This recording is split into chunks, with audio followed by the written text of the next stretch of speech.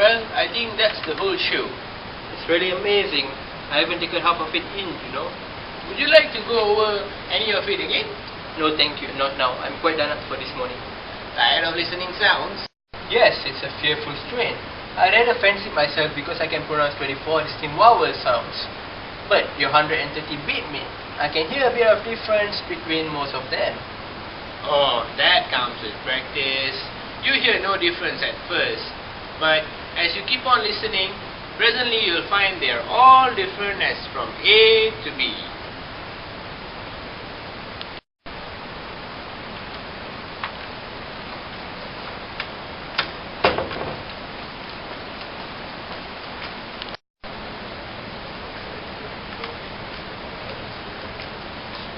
What's the matter, Mrs. Pierce? A young woman wants to see you, sir. A young woman? What does she want? Well, sir, she says you'll be glad to see her if you know what she comes about. She's a very common girl, very common indeed. I should have sent her away, but only I thought perhaps you wanted her to talk into your machines. But really, you see, sir, such poor people sometimes, you'll excuse me, I'm sure, sir. That's alright, Mrs. Pierce. Has she an interesting accent? Oh, something dreadful, sir. I don't know how you can take an interest in it. It's okay, Mrs. Pierce. Let's have her up. Show her up, Mrs. Pierce. Well, sir, it's for you to say. This is rather a bit of luck. I'll show you how I make records. First, we'll set her talking.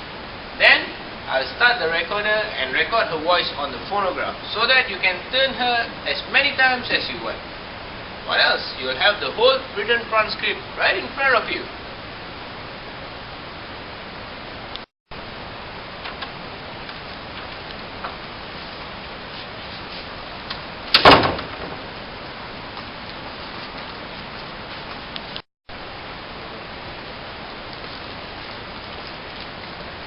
This is the young woman, sir.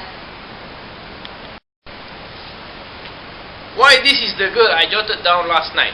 She's no use. I have all my records for my listen groove lingo. And I'm not gonna waste another cylinder on her. Be off with you. I don't want you.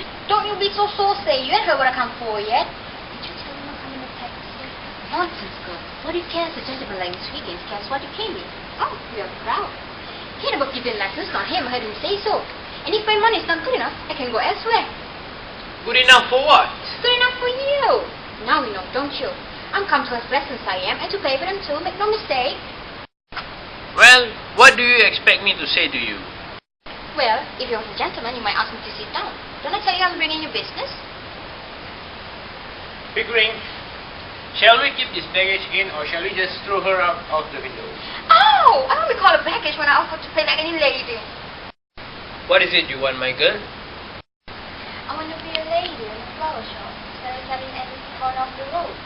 But I went with me and let her kind of talk more genteel. He says he teach me, but here I am, ready to pay him, not asking any favors, and he treats me as if I was dirt. How can he be such a foolish, ignorant girl as to think you can afford to pay Miss Higgins?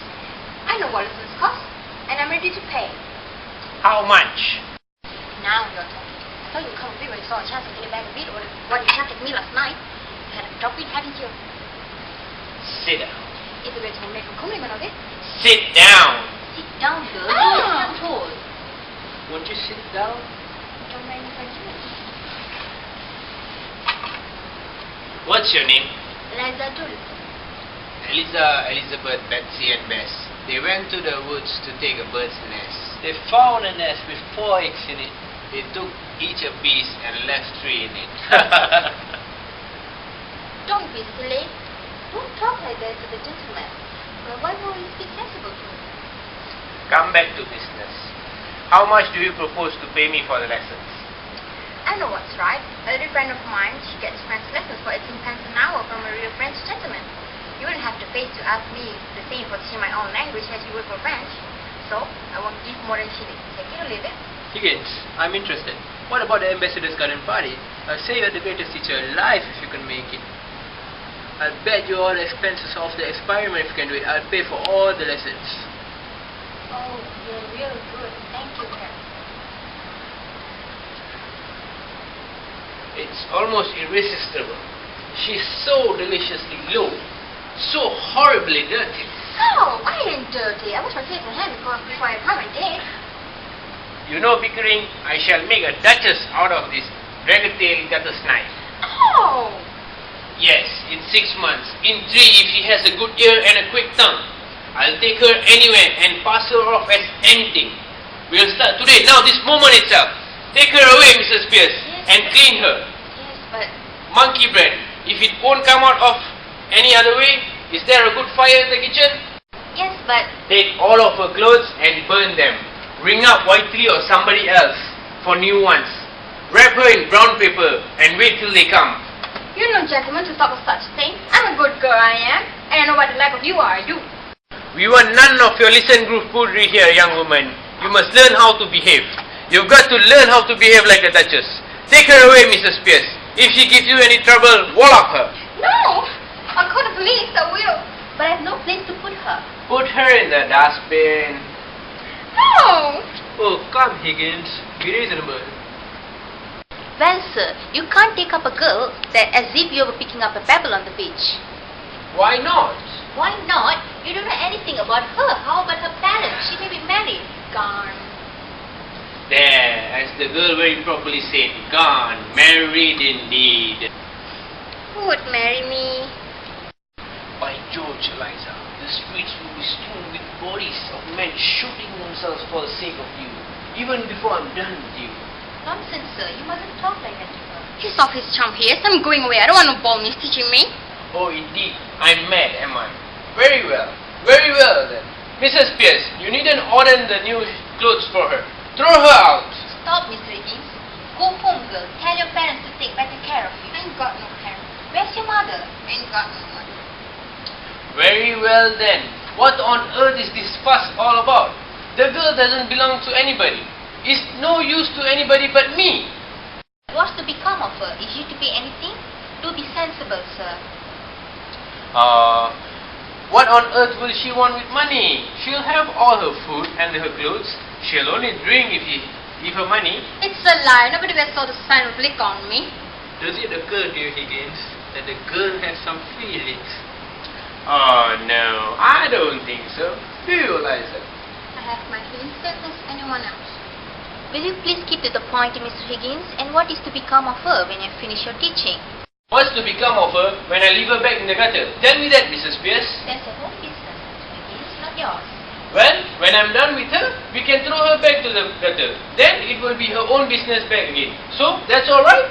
You have no feeling hard, you know. I've had enough of this. I'm going, not to be ashamed. Have some chocolates, Eliza. How do I know what might be in them? I've heard of girl being dropped by the like of you. Pledge of good faith, Eliza. I eat one, you eat one. I want to have it, but I'm too lazy to take it out of my mouth.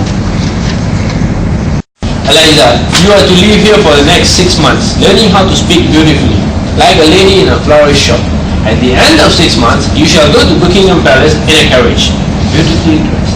You shall have a present of 6 and 7 pence to start a life as a ladylike in a shop. Now, you are satisfied, Pickering? Can I put it more plainly and fairly, Mrs. Pierce? I think you better let me to speak to the girl properly in private. I don't know that I can take charge of her or consent to the arrangement at all. Of course, I know you didn't mean any harm to her, but when you get what you call in interesting people's accent, you never think of care what may happen to them or to you. Come with me, Eliza. That's alright. Thank you, Mrs. Pierce. Now, bundle her off to the bathroom. Come, Eliza. You're a great bully, you are. I won't let nobody wall of me. I'm a good girl. Don't answer back, silly girl. You don't understand. I've always been a good girl. Excuse a straight question, Higgins. Are you a man of a good character where women are concerned? Have you ever met a man with good character where women are concerned? Yes, very frequently. Well, I haven't. I find the moment I let women make friends with me, they become jealous, ecstatic, suspicious, and a damn nuisance. I find that the moment I let myself make friends with the women, I become selfish and tyrannical. Women upset everything. When you let them into your life, you find that the women is driving at one thing and you're driving at the other. And what, for example? Oh, Lord knows. I suppose the woman wants to live her own life and the man wants to live his. And each tries to drag the other on the wrong track. One wants to go north and the other wants to go to south. And the result is that both have to go east, though they both hate the east wind. So here am I, confirmed old bachelor and likely to remain so. Come Higgins, you know what I mean. If I'm to be in this business, I shall feel responsible for that girl. I hope it's understood. No advantage should be taken in her position. What? That tip? Sacred? I assure you. You see, she'll be a pupil, and teaching would be impossible unless pupils were sacred. I've taught scores of American millionaires how to speak English. The best looking woman in the world. I'm seasoned. They might as well be blocks of wood. I might as well be a block of wood. It's...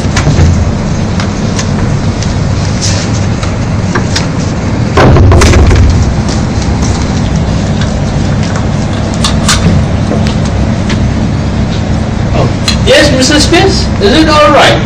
I just wish to trouble you with one word, if I may, Mr. Higgins. Yes, certainly. Tell it. Oh, don't burn that. I'll keep that as a curiosity. Handle it carefully, Mr. Higgins. I had to promise to her not to burn it, but I have better put it in the oven for a while. Oh, thank you. Well, what have you to say to me now? Am I in the way? Not at all, sir. Mr. Higgins, will you please be very particular on what you say before the girl? Of course. I'm very particular about what I say. Why do you say this to me? No, sir, you are not particular at all when you mislead anything or when you get a little impatient. Now, it doesn't matter to me because I'm used to it. But you must remember to not swear before the girl. I swear? I never swear. I detest the habit.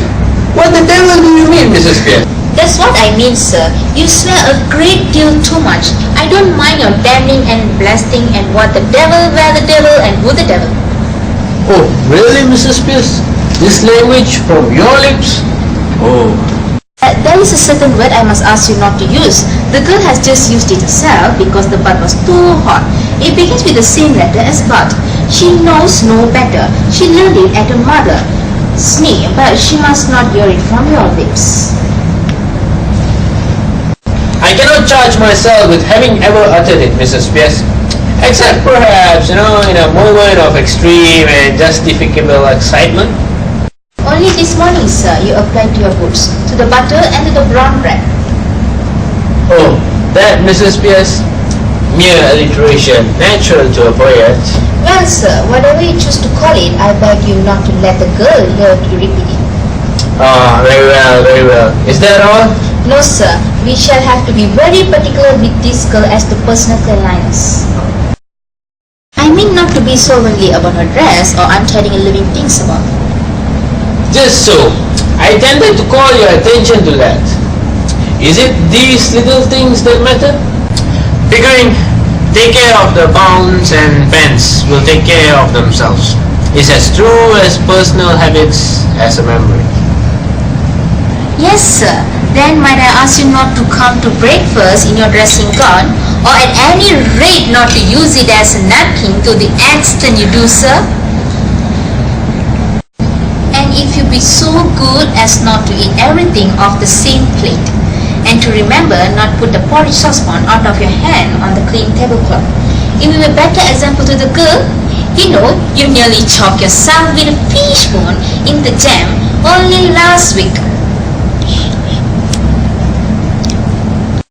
I hope you are not offended, Mr. Higgins. Not at all, not at all. Is that all? No, sir. Might she use some of those Japanese dresses you brought from abroad? I really can't put her back into her old things. Ah, certainly. Anything you like, Mrs. Spears. Is that all? Thank you, sir. That's all. Thank you, Mrs. Spears.